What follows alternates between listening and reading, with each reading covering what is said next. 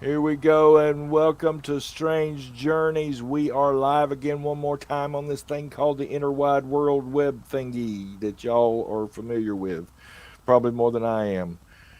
The nearly frozen adventurers are lost on the icy slopes, and the snow is swirling. They're losing hope. Snow blind and distraught, they are at the point of giving up and giving in to the elements. Then, seemingly from out of nowhere, help arrives and guides them to safety. They turn to thank their Savior, and no one is there. Were they ever there? Who was their rescuer? Tonight, we travel into the shadowy realm of the third man.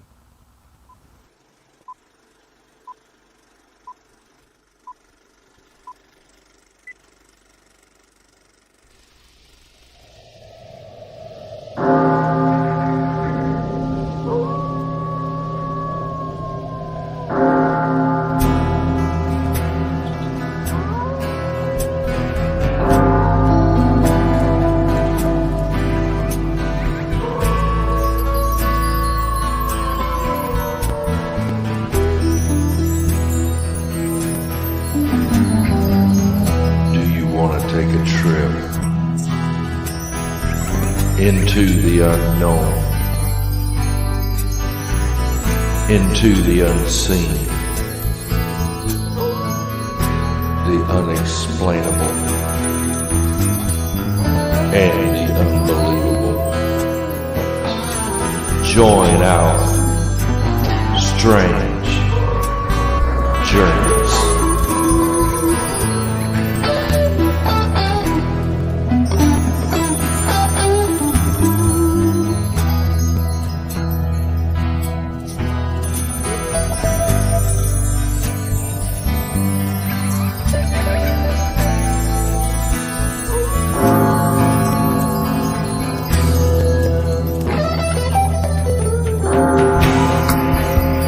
Are you ready?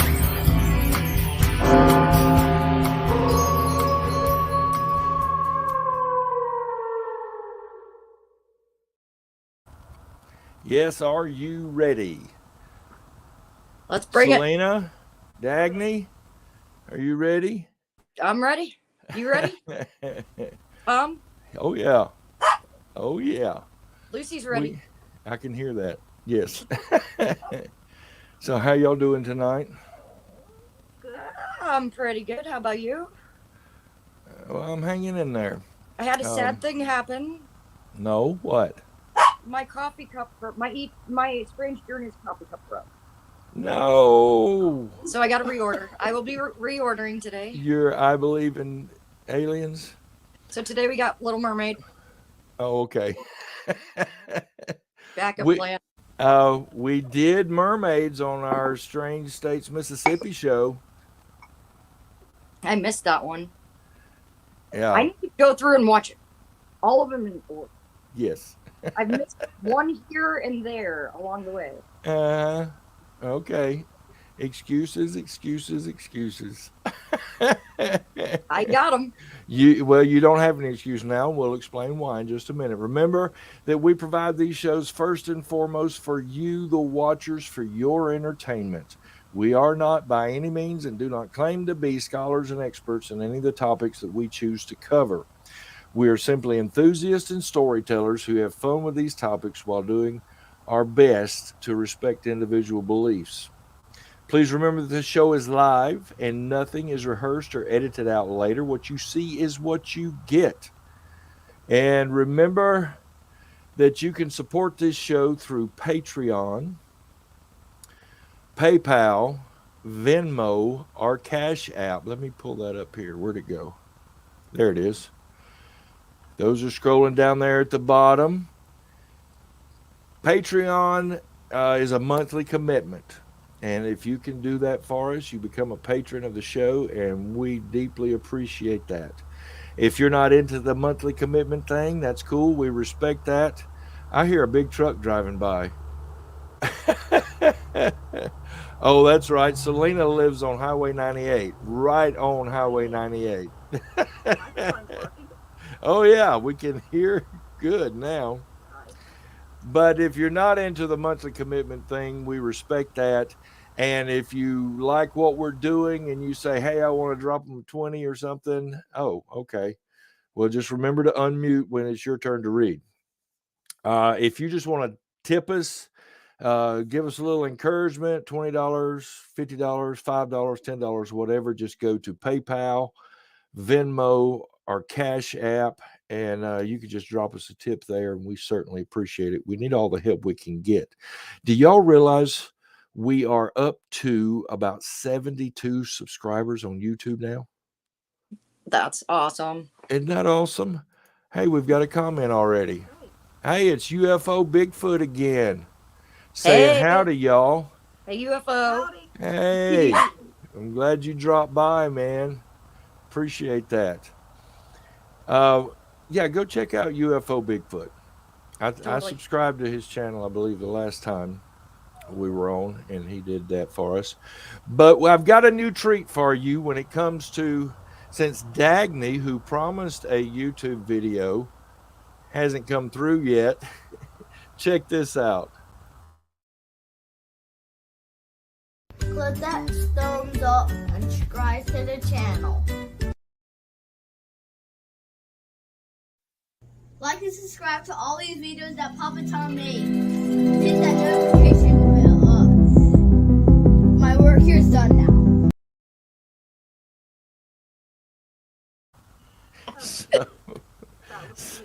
So he had to, I mean, he was bugging me. I think it was weekend before last when he was here with us, like, Papa Tom, I got to make another video. I got to make another video because it's been a few years. So I was like, okay. Well, guys, you heard him. Please like this video and sign up for notifications, subscribe, all that good stuff. And what is it, Dagny? Like and subscribe. There you go. I did All make you a right. video, but it wasn't the right way. Oh, That's all. okay. Okay. Well, you have a project. My Hey, that weird beach video was for that, but the I one didn't- with the heart in the clouds? no, where I was like purple and walking with chicken legs towards the water. I missed the chicken legs, Dagny. I'll Sorry. send it to you. Okay. All right. Also, remember, we are live right now on YouTube, and we thank you, watchers, for watching. We appreciate y'all being here. But within the next day or so, I will get this uploaded to Spotify, Google Podcast, Stitcher, Pandora, and iHeartRadio. So you have 6 opportunities to watch the show now. I really like it as podcast version a lot. Oh, yeah. It sounds I mean, so good. It does. I'm going back and listening on iHeart because I told y'all, well, I don't know if y'all were on the show with us that night where we were talking about how I met the iHeart rep and they come over trying to sell advertising, so that, because that's what I do for my job. And I got to tell her about this show, and she said, well, hey, put it on iHeart. And I'm like, okay. So I've been listening on iHeart. And she said she had been listening too. So as far as Spotify, this is done through Spotify for podcasts. And we're up to 27 out of 100 listeners we've got to have. So please, when you're talking about it, send people to Spotify to listen to us, because we need to get to 100, a threshold of 100. Then what they'll do is they'll start pitching me ads, and I'll start reading them on our shows, and we'll start getting paid some off of that. So that'll help me cover some of the production costs. So, all right, on with the show. Sir Ernest Shackleton, in his 1990 book. All right, Selena, there goes that big truck again. Whoa, he is right on top of you. Sir Ernest Shackleton, in his 1919 book, South, The Endurance Expedition, described his belief that an incorporeal companion joined him and his men during the final leg of his 1914 to 1917 Antarctic expedition, where he became stranded on the pack ice for more than 2 years and endured immense hardships in an attempt to reach safety. Shackleton wrote, during that long and racking march of 36 hours over the unnamed mountain and glaciers of South Georgia, that's an island or area in the Antarctic, he said, it often seemed to me that we were four and not three. Now, T.S. Eliot read that book, but he couldn't remember what book it was. But it inspired him to write a poem, and he got a few of the little details wrong. But this is where they came up with the term third man syndrome or third man factor. T.S. Eliot wrote, "Who is the third who walks always beside you? When I count, they are only you and I together. But when I look ahead up the white road, there is always another one walking beside you, gliding wrapped in a brown mantle, hooded. I do not know whether a man or woman, but who is that on the other side of you?" Shackleton's admission resulted in other survivors, experiencers, you could call them, coming forward with their stories. It refers to these reported situations where an unseen presence, a spirit, guardian angel, whatever you want to call it, provides comfort or support or even direction during these traumatic experiences. The Strange Syndromes blog on Blogspot says the syndrome was first clinically documented in the 40s. Now, we're going to get to some more stories here in just a minute, so hang on. We're just trying to lay a basic foundation of this factor or syndrome. Psychologists have postulated various triggers and explanations ranging from sensory deprivation, extreme fatigue or boredom, to an evolutionary adaptation. If one person can summon up a benevolent presence while others are incapable of such a thing, then the psychological comfort may give a boost in the survival stakes. It is considered to be a coping mechanism or an example of, and I forgot to go look this word up, bicameralism. Bicameralism. I should have looked that up. Sorry. I read a book a long time ago called that had that in the title. It was about the bicameral mind and how our mind does two different. Oh, okay. So it's the separation of oneself. Mm-hmm. Bicameral.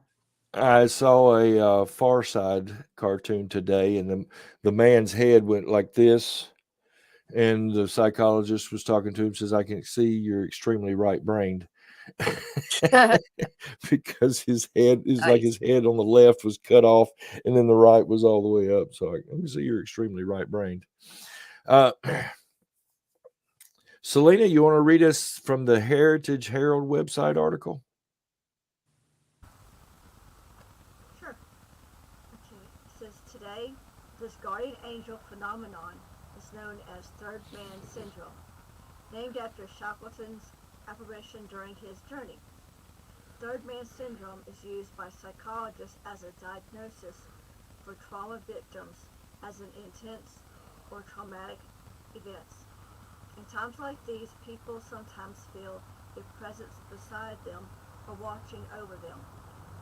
There are plenty of accounts of this phenomenon, and John Geiger, author of The Third Man Factor, Surviving the Impossible, spent 5 years accumulating stories of people experiencing this phenomenon. And this other one, this next one coming up is another British explorer, Frank Smythe. Go ahead. Frank Smythe, who almost became the first person to conquer Mount Everest due to the snow, wind, ice, and low oxygen. Frank was the only one left trekking up the mountain, as his hiking group couldn't push any longer and stopped. Just 1,000 feet from the peak, he was forced to head back down the mountain in defeat. Along the way down, Frank remembers taking a Kendall mint cake from his pocket, holding it out for his hiking partner. Except Frank was alone for hours by then. All the time that I was climbing alone, I had a strong feeling that I was accompanied by a second person. The feeling was so strong that it completely eliminated all loneliness I might have otherwise felt. Frank thought he had someone hiking right along with him, but it was just him and whatever the wilderness had to offer. Yeah, Right. he thought somebody. I mean, it was so strong to him that he sat down to take a bite and handed a Gave him a piece snack. over. Yeah, he thought there was somebody really there with him. The next one is now. Let me say this before we go on. I didn't garner and gather just a bunch of mountain climbing stories or extreme cold weather. What we've got tonight is it covers a variety of things, and you'll see that as we go on in. But Ron DeFrancesco, who worked in the World Trade Center during the terrorist attacks on September 11th, 2001, he was on the 84th floor of the South Tower when the second plane hit. In a panic, Ron frantically tried to make his way to the stairs, but the fire and smoke was just too intense, causing him to lie down. Ron then recalls a hand grabbing him and leading him to the exit and out of the building. He was the very last person to exit the building before it fell, and was only one of 4 people to escape from above the 81st floor. No one ever helped Ron, and no one ever led him to safety. The only thing leading him was himself. But he says that somebody grabbed him by the hand. Or, a hand grabbing him and pulling him out. Was his experience. And whoever wrote this article that I copied this from says, oh, it wasn't Ron. It wasn't another person. It was just him.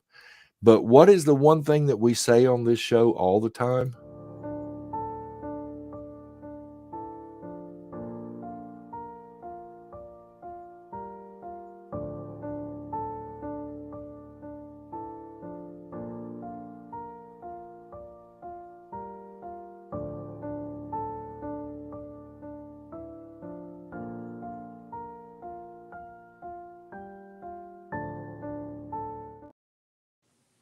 That's why we respect these stories, because they were that person's experience. Go ahead, Selena. Read the next one.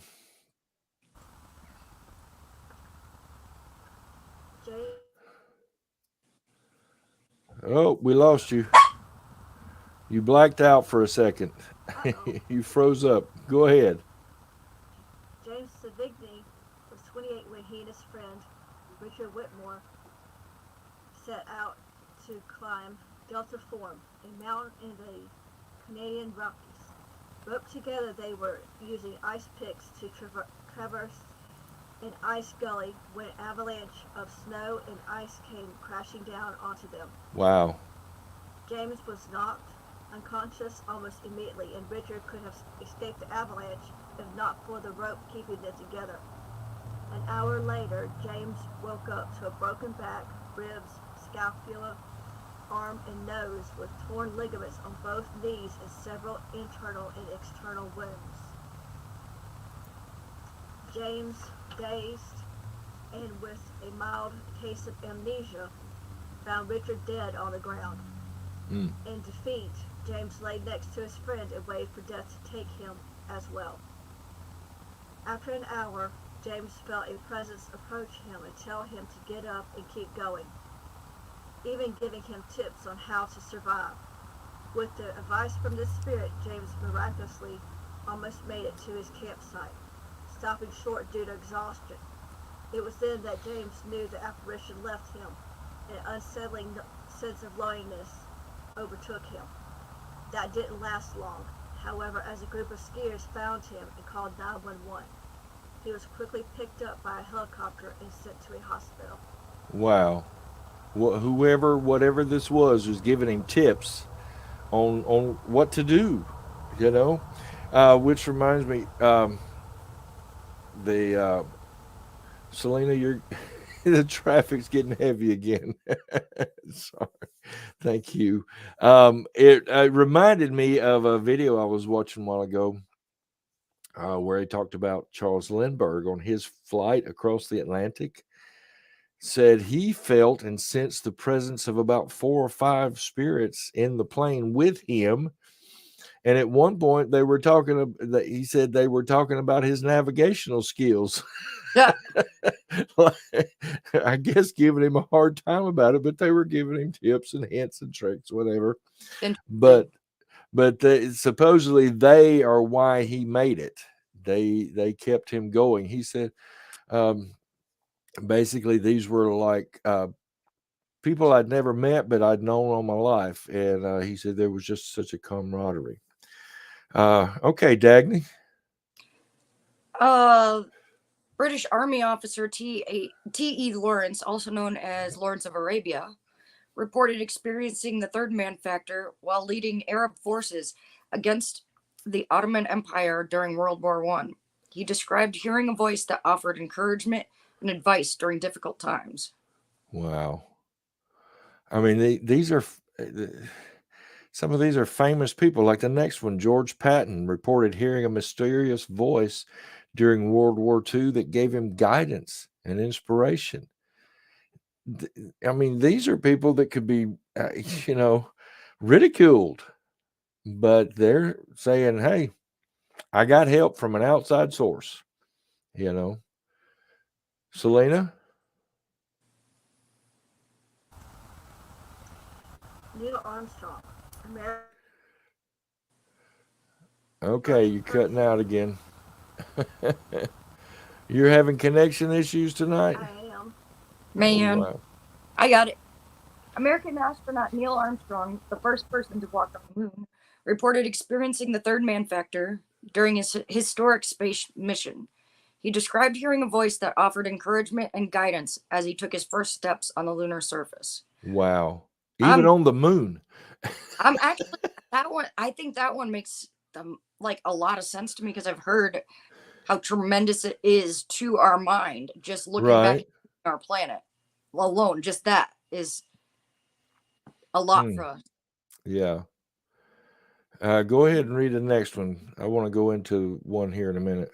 In his 1988 book, Touching the Void, mountain climber Joe Simpson documented a similar experience he had while climbing in the Peruvian Andes. Simpson recalls a voice that gave him encouragement and direction as he made his way to base camp after a severe leg injury and a fall from a cliff into a crevasse. Wow. Encouraging him, but giving him direction. I mean, this guy's got a severe leg injury. It's hard for me not to think of angels. Whether you believe in them or not, that sounds to me like what people describe as angels. Yeah, and we can talk about that later. I want to focus on the stories right now, but that's always a possibility, Now, one that has just floored me, and this one could be termed Guardian Angels too, but in Joplin, Missouri, they were hit with a massive F5 tornado. Some of you may remember this. It grew to the size of nearly 1 mile wide as it traversed through the city. It's considered one of the deadliest tornadoes in U.S. history, killing 161 people, destroying over 900 homes. After they began to recover and recuperate, stories started circulating about some things. Most of these stories came from small children who told eerily similar stories of seeing beautiful humanoid creatures rescuing people and protecting some people from the storm. Some reported seeing the creatures take people up into the sky to heaven. Others saw the creatures covering people with their wings to shield them. these stories came from all over the city, different ethnicities, different socioeconomic backgrounds. It wasn't just one group of people, it was coming from everywhere. Mason Lillard suffered life-threatening injuries during the tornado as the truck she was in was thrown 300 feet by the tornado. She was pinned inside the vehicle with an inch-wide metal rod that had come through the roof of the truck, penetrated through her shoulder, and exited out the side of her body, piercing deep into the truck seat, pinning her there. As the storm was approaching, Mason recalled seeing butterfly creatures walking about in the streets. After the tornado had passed and she was pinned inside the truck, she recalled feeling a touch on her shoulder and assumed it was her cousin who had been in the truck with her. When she turned around to look, she said she saw two angels in white robes, one with dark hair and one with blonde. In another account, a mother and her daughter fled their vehicle to try to find shelter from the tornado. They jumped into a culvert and braced themselves. The mother recalls seeing their car flying toward them as the tornado approached and closed her eyes, expecting to be killed. A few moments later, she opened her eyes to see that the tornado had passed and her daughter were miraculously unharmed. The daughter says, "Weren't they pretty?" The mother was confused and asked, "Who are you talking about?" And the daughter replied, "The butterfly people. They saved us." That's cool. There's another story of a grandfather and two young boys who were stuck outside. The group huddled together on the ground, and the winds were so strong that they say the soles of the man's shoes were ripped off. And those two boys reported seeing butterfly people hovering above them, protecting them from the winds.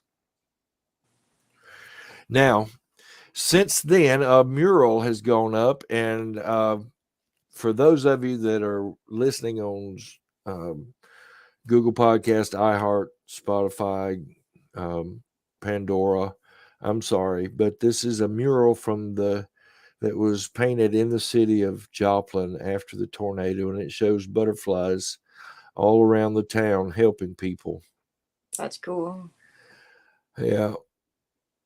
And butterfly artworks have popped up all over Joplin, and the butterfly has become the symbol of hope and recovery after the tornado. Now, Joplin is a majority a Christian population. Of course, they're right in the middle of the Bible Belt. So the majority of the town believes that these butterfly people were angels sent by God to protect the faithful people of the town from the tornado. About one half of Joplin's children received counseling after the tornado to help cope with the trauma. Clinical director of the Joplin Child Trauma Treatment Center says many of the children reported seeing butterfly people. She believes the children imagined seeing these creatures to help them process the horrific events they witnessed.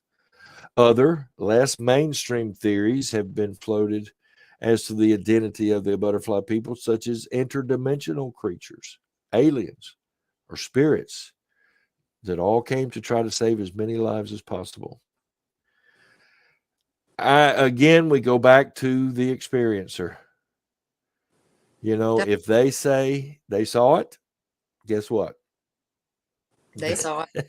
That's where I stand. If I'm not going to sit here and it's like, well, they were going through trauma, and yes, they were, but if they saw something, what the one line that people say after this, it doesn't matter if it's UFOs, if it's Bigfoot, if it's a ghost, if it's, Dog Man or, the Mothman, what do they say? I know what I saw. And they always have that certain kind of intensity about them when they first see something supernatural, and they really are like, but for real, and you've even felt that feeling if you've seen something supernatural, that no, for real. You know, like Yeah. my mom had that feeling for the first time last week. It was so cool to hear it What? in her voice. She saw her first UFOs, multiple, and the sound in her voice was, it was such a cool feeling for me to hear her. That's great. That's awesome. So there's that camaraderie now. I mean, you had the mother-daughter connection, but now you're UFO believers. She's always believed, but she has blindly believed. Now Uh-huh. she gets it. I see. Well, I wanted to bring this back up. This was one of the artists' rendering of what the witnessers and the experiencers saw. Now, if we take the definition in the Bible as there in Ezekiel with the seraphim with the all the 6 wings and the eyes and all that kind of stuff, just don't look anything like that. If they say this is what they saw, it looks almost like a brown-haired woman in a white robe holding some flowers with multicolored butterfly wings behind her. If they say that's what they saw, then I'm going to accept what they say. It's not my job to figure it out. You know what I mean? Yeah. I mean, we'll have our opinions, and that's okay.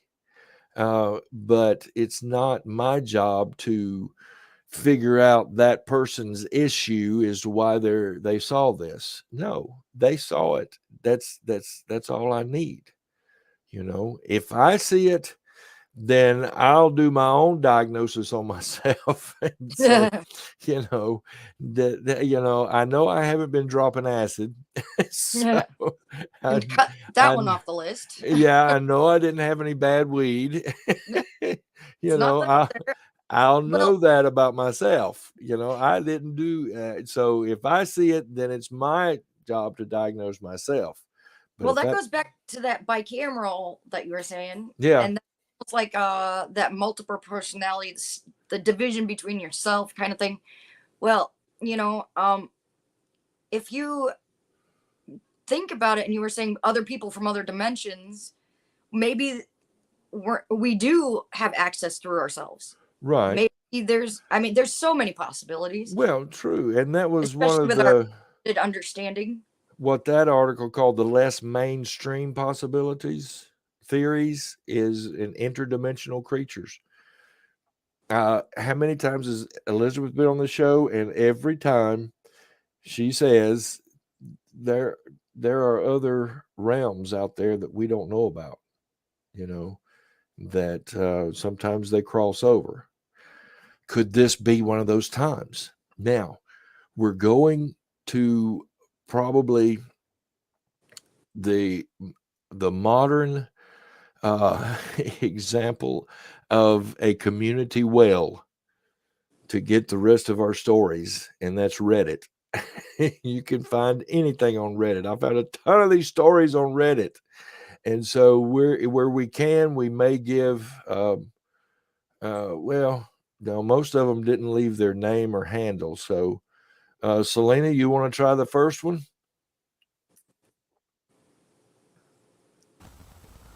Hold on, we got some comments. I wasn't paying attention.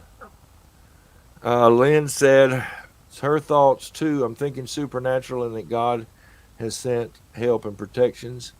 She says, I think aliens is an enormous stretch, but then I don't think aliens is what folks think, so they wouldn't be here to help.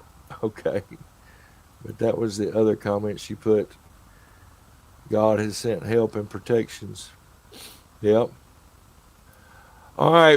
These Reddit stories go into some different venues, so just keep an eye out for it. You ready, Selena? Uh-huh. I was in a really terrible car accident a few years ago, and I was stuck in the car. They had to cut me out. During it, I came to, and there was a woman who had climbed into the rear seat behind me and was holding my shoulders, telling me I was going to be okay and that help was coming. I thought she'd stay with me until I blacked out and woke up to a fireman cutting the door off and pulling me out. The firemen, paramedics, and my mother, who had gotten there quickly all said there was no woman at all. That traffic had gone around and no one had stopped because the fire department was only a few blocks down the road. Wow. I could still hear her voice. I know she was touching me, but no one saw her. Freaks me out still. Wow. Dagny, was it you or Beth that shared the story of the nurse or the EMT that was consoling somebody, and they said later there was nobody there? I don't know which one you're referring to. I do know, though, that I had a patient directly just speaking to an angel, and me and my partner were just Yeah, I watching remember her that. have the conversation and then pass away. Right. Okay, it must have been Beth, but she was talking about how this nurse or EMT, I don't remember now, was consoling the patient, saying everything's going to be okay and that kind of thing. And when Beth got there and later and was talking to her about it, she said one thing that as EMTs you don't do is you don't tell them everything's going to be okay. Yeah, You it's not know, typical. No. it's not a good idea, but supposedly this person was. But when this patient described the person consoling them, there was nobody there like that. So that, I mean, it just reminded me of that show. Dagny, what's the next one? My dad fell off a sea cliff in Alaska onto boulders and shattered his leg and broke his back in a handful of places. Mm, He lay there alone for hours, calling for help with no luck. wow. Then he said a little girl came down the cliff and kept him company. He said she told him stories and sang to him, petted his head, and even put her coat over him to help keep him warm. But Huh. when someone eventually came around the bay and spotted him, there was no little girl. Mm. It was near a very small, remote Alaskan town, and no one in that small community had any idea of any little girl who even remotely matched her description. Wow. And she sat there and sang to him, told him stories. I love that. Isn't that great? And again, same thing.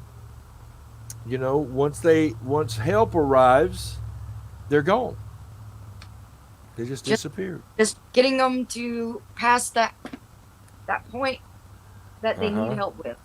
I guess so. That whatever this is, this incorporeal spirit or this angel or this ghost, who knows what it is, stays just long enough for you to have help.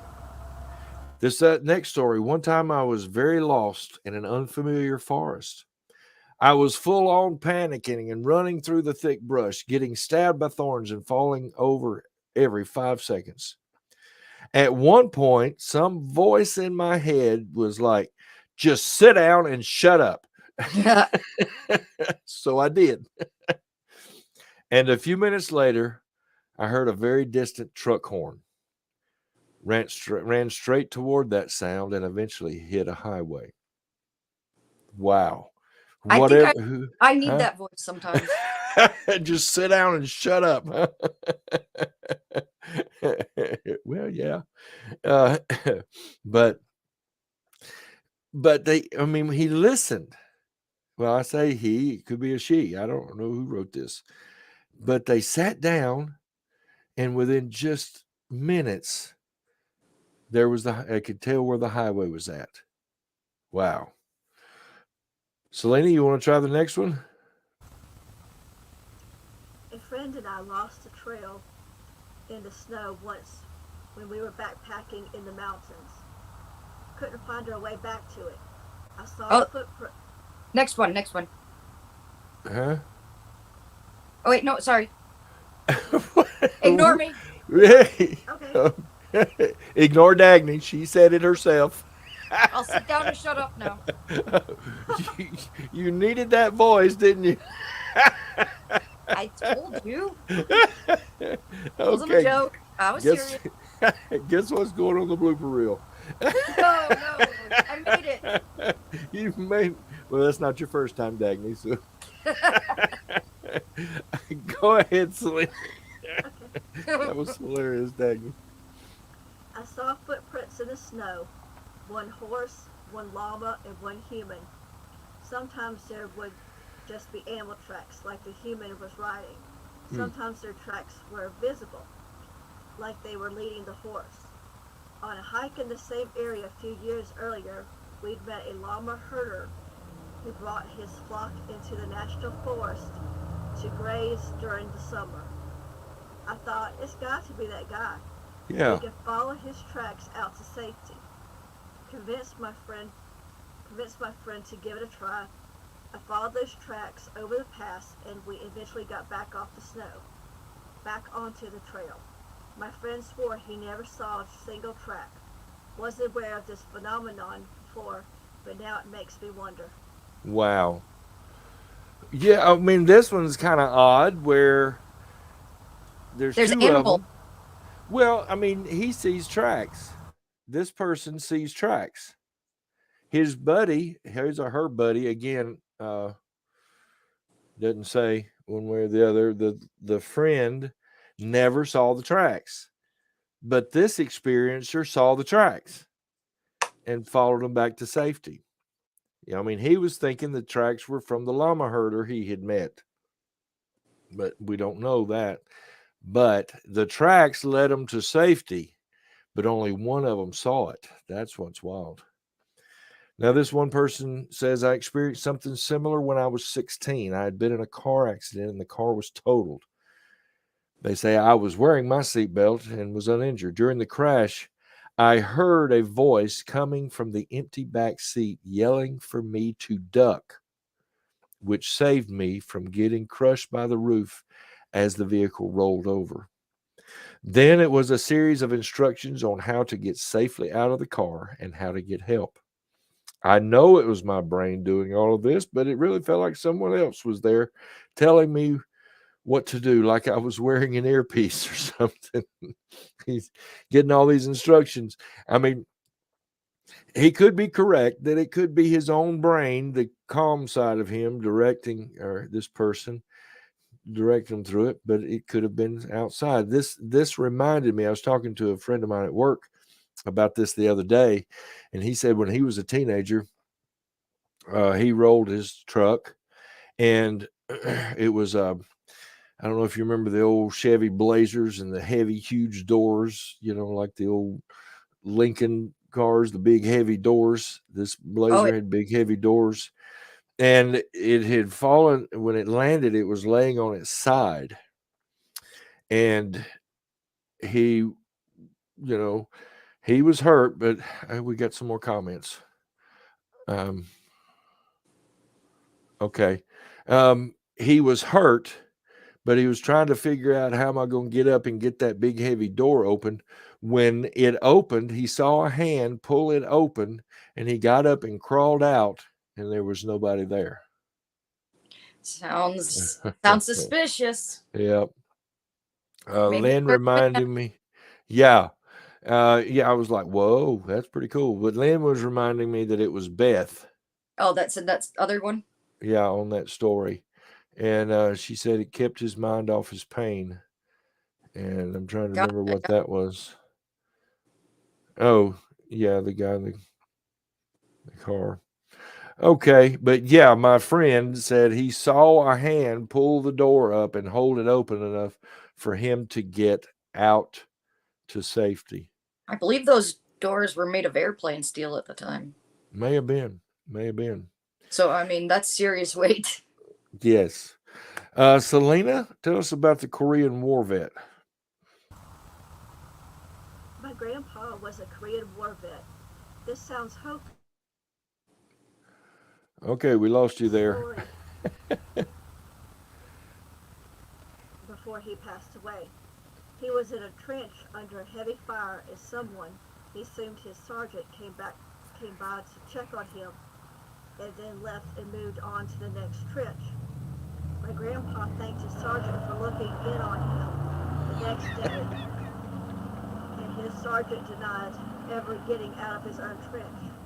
He could find no one who would admit to checking on him that night. I'm sorry, some loud vehicle rode by right in the middle of that.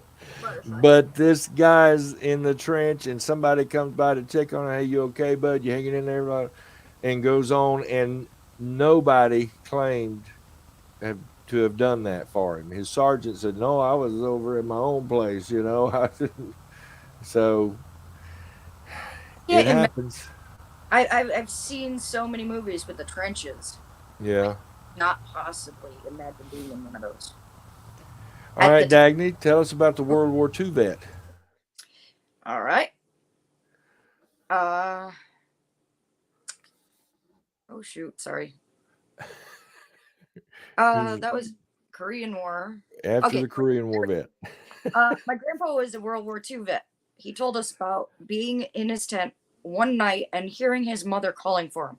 He was very certain it was his mom, so he ran out to search for her. He was stationed in the Pacific Theater, and she was back home in Detroit, so obviously not possible. But he swore it was her. Anyway, he searched for a while, and when he came back to his tent, it was shot full of holes. Whoa. Maybe Mama was looking out for him.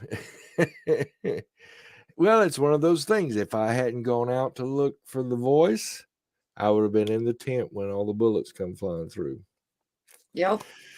It's another one of those. I mean, this is what's uncanny about this is there is interaction between whatever this is and the person experiencing it.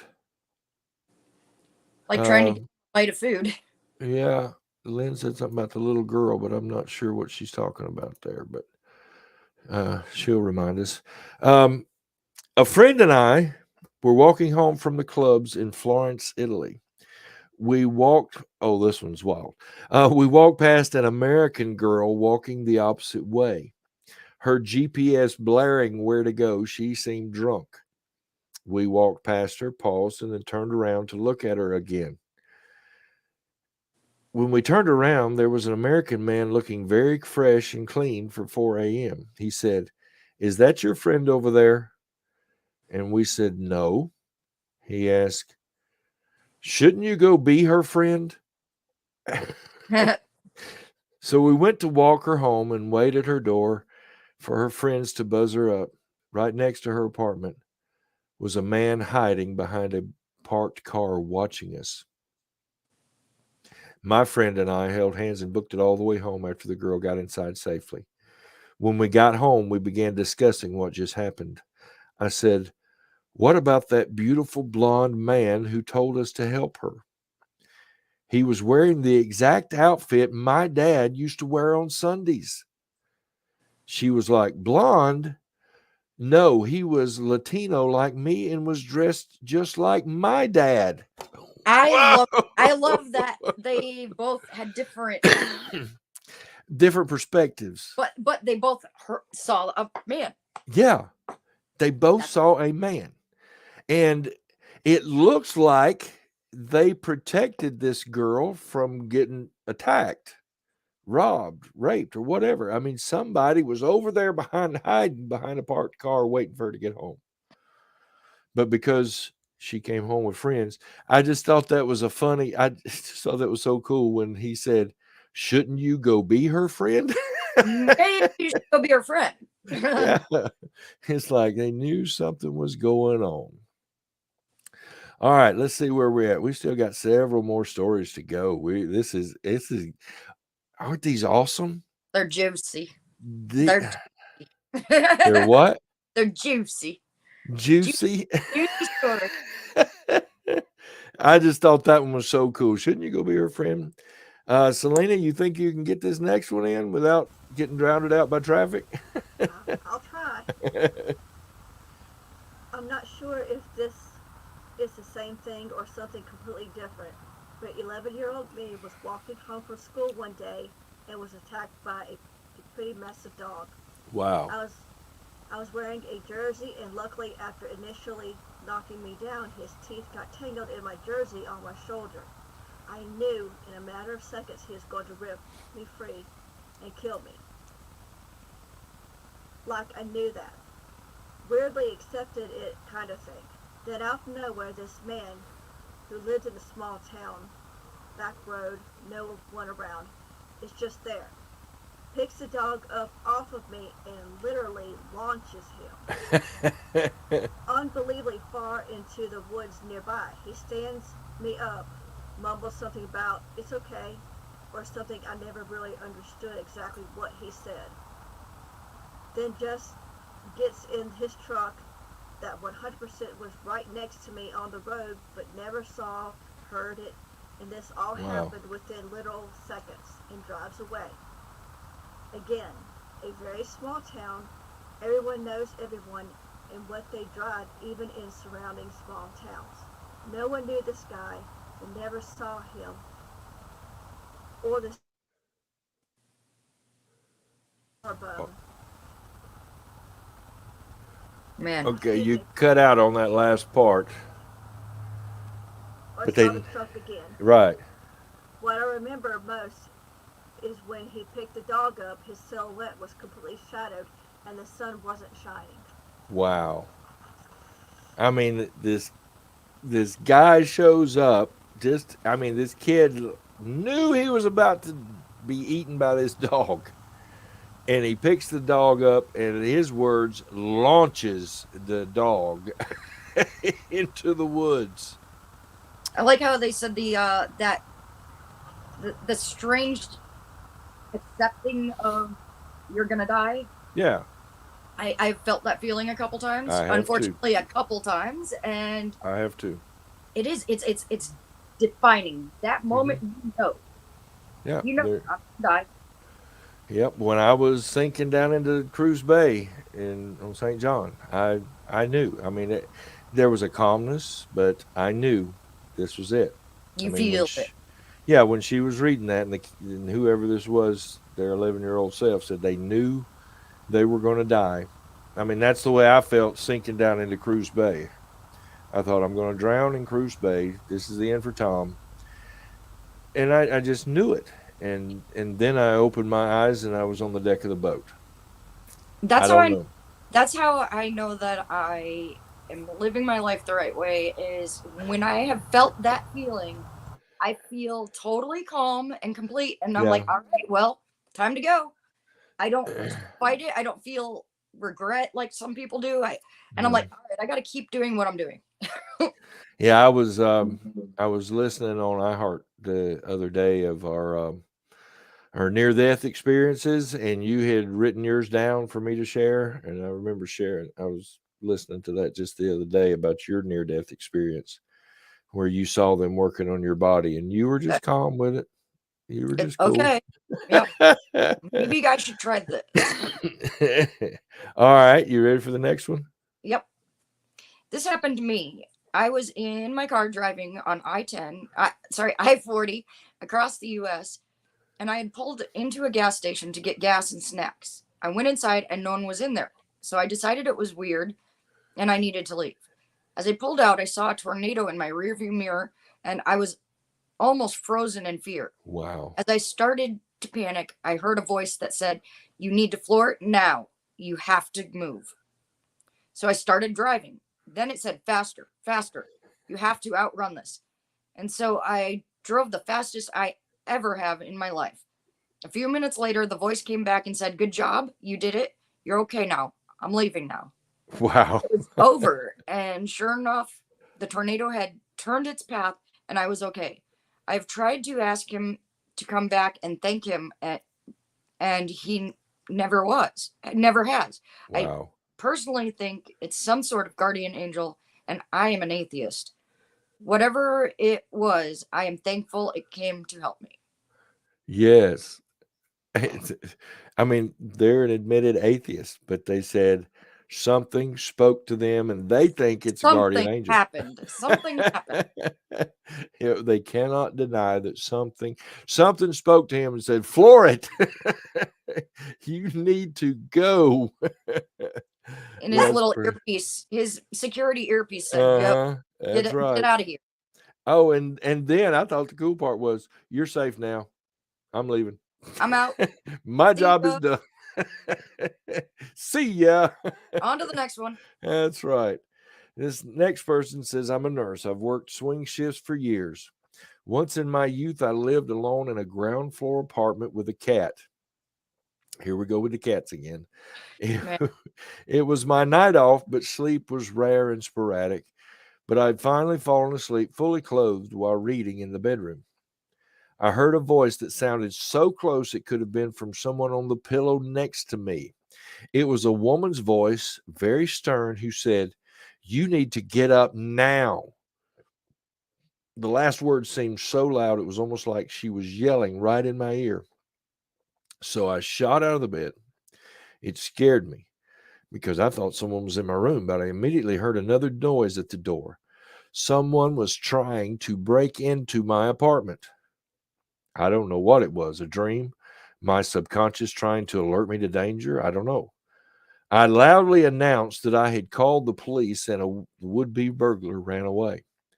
The police came, looked around, and didn't see anyone. There were no security cameras, so they took a report and left. There was some minimal damage to the exterior of the door, which the complex fixed. Never heard anything else about it.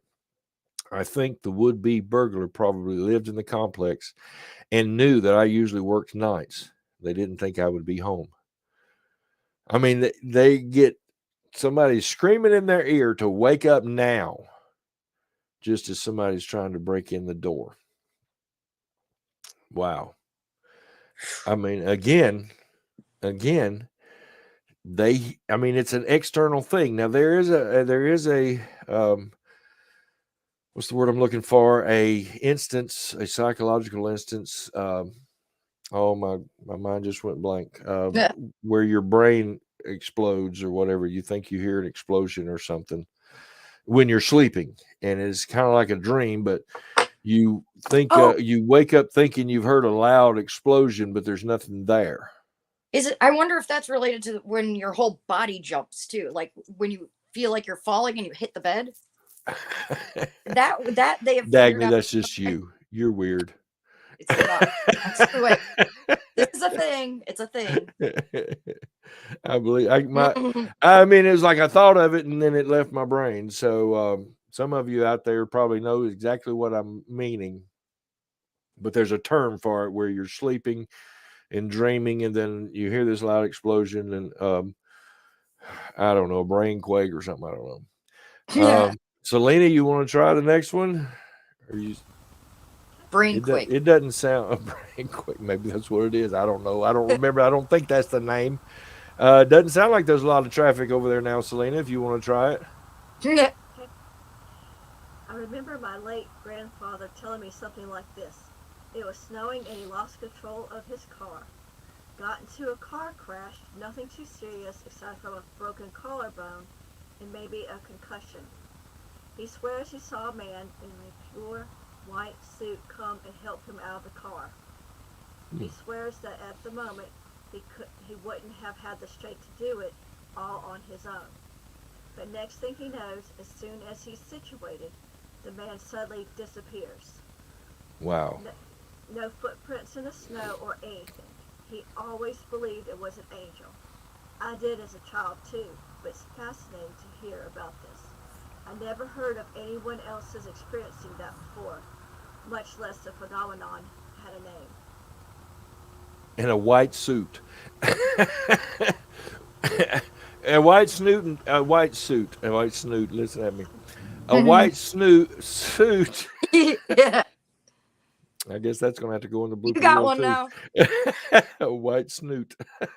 He's in the snow with wearing a white suit. I got it that time. Oh, you ought to hear the one I've got. I posted it in our group the other day of Puckwudgies. I did. Kim was getting it mixed up Over and over. Pudwookies or something.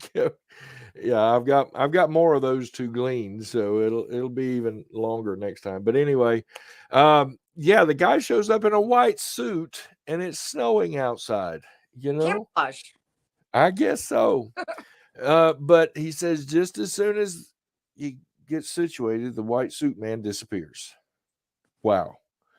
You know, that reminded me of a personal story that I'm going to have to share at the end. So, all right, Dagny. I'll remind you.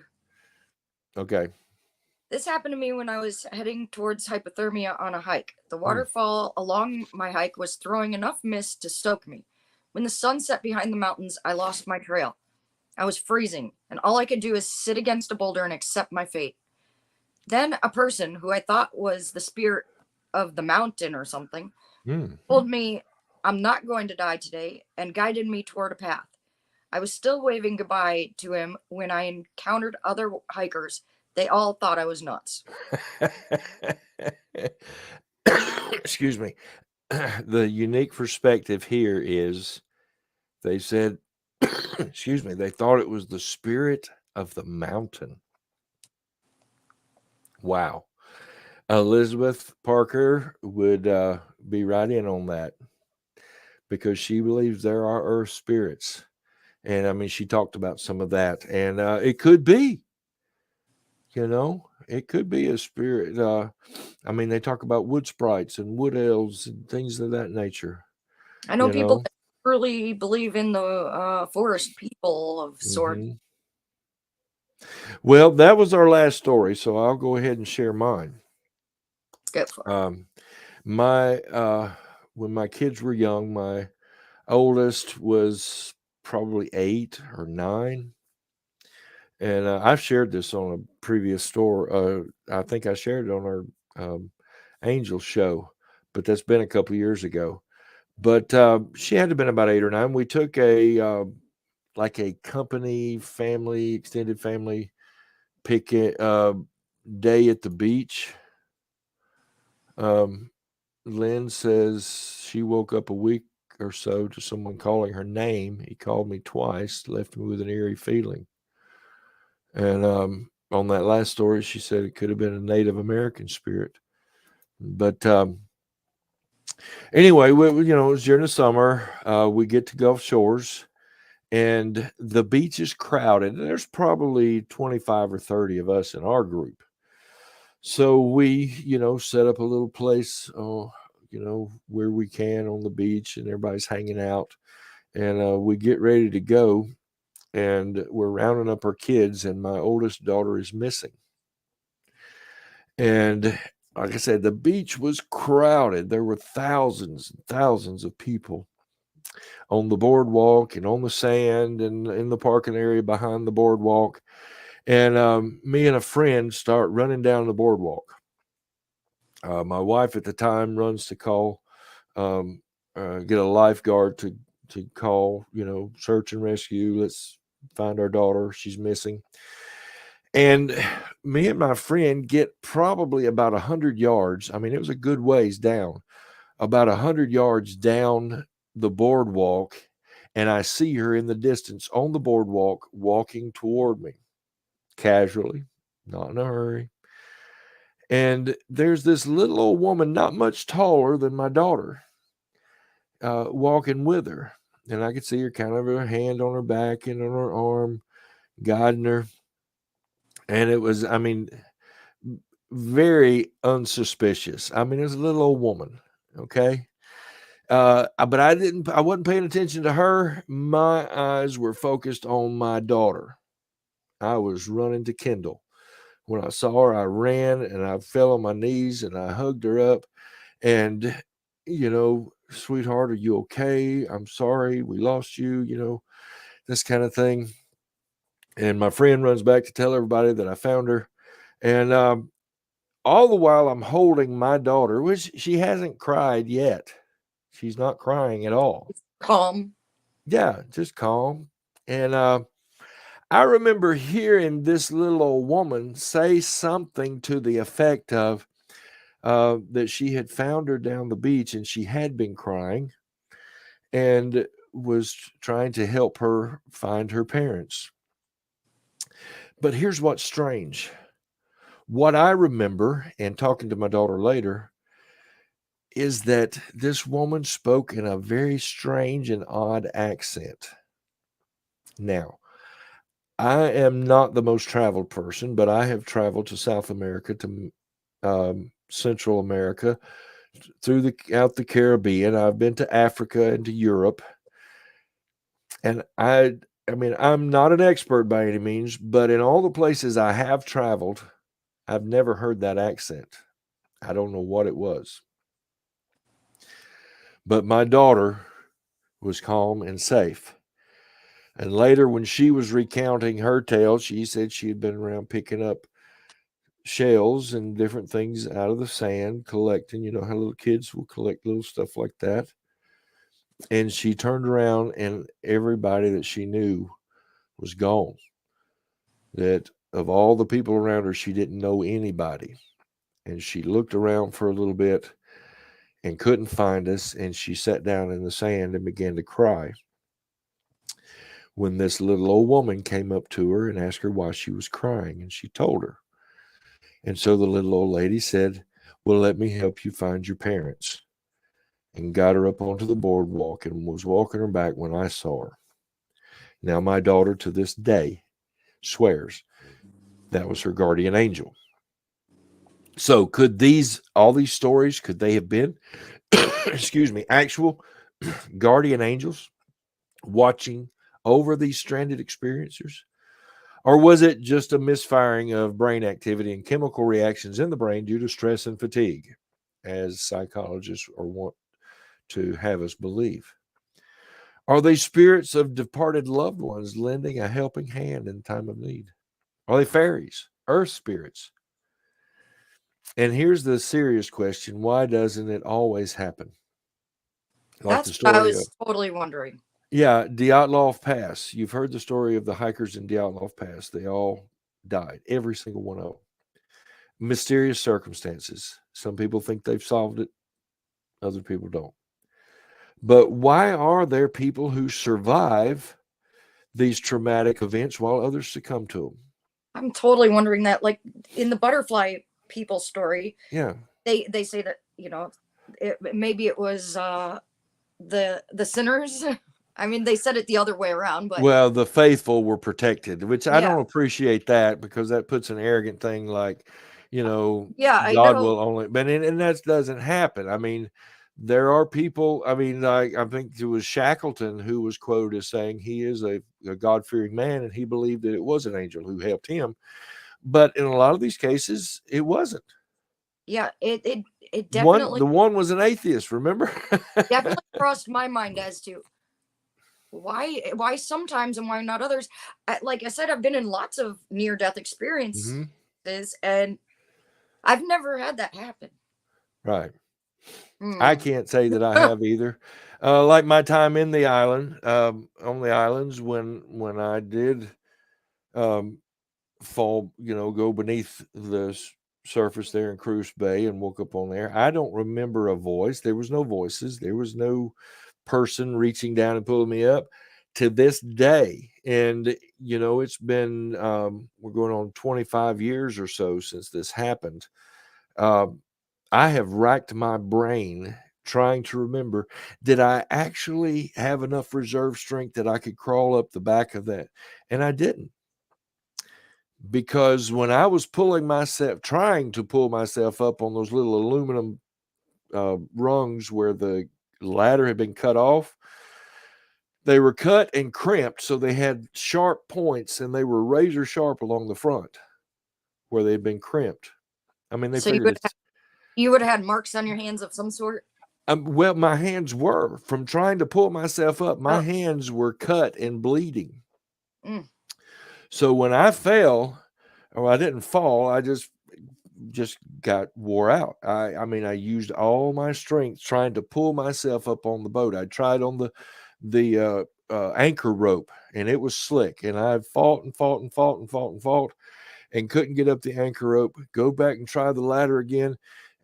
Which, like I said, were just stobs sticking out about that long that had been cut and crimped and were razor sharp and sharp points on the tops and bottoms. And I'm trying to pull myself up, trying to position my hands enough to get enough grip that I could pull myself up, and cutting my hands. They were sliced to pieces. And as I had finally lost all strength and was sinking back down beneath the surface of the water, I mean, it was black, but there was just enough phosphorescent light that I could see little bubbles floating up. where I was going down, the bubbles were going up. And I closed my eyes at some point, I guess accepting my fate. And when I opened them again, I was on the deck of the boat. And when I got inside the cabin where the light was, my hands were perfectly clean. I don't know. I don't, like I said, I don't remember a voice. I don't remember. And like I said, for 25 years, I have, racked my brain. Have I blacked out the memory? I don't think so. I have tried to, am I suppressing a memory? I don't think so. Because I would like to know what happened between the time I closed my eyes underwater and I opened my eyes on the boat. I would like to know. But when I was telling that story on the near-death experience show, the NDE show, Andrew was like, "Yep, you had an angel. That was it. I'm sorry, but that's what it was." Andrew was like, "That's what it was." Excuse me. And that's fine. And that's why I shared it on our angel show, because I'm open to the fact that it was. But I don't know. I don't have any recollection. I always keep my mind open to possibilities. Yeah.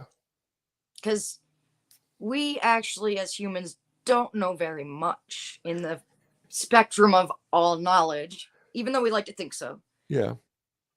So I never try to say, oh, it definitely was this or that. Exactly. It's Well, so like you specific. always say, you have said on this show so many times, we don't know what we don't know. Yep. Hey, I stick by Selena. it. Hey, Selena, any final thoughts on the stories tonight, or this third man syndrome? I think a lot of these, I would think that a lot of these experiences were angels.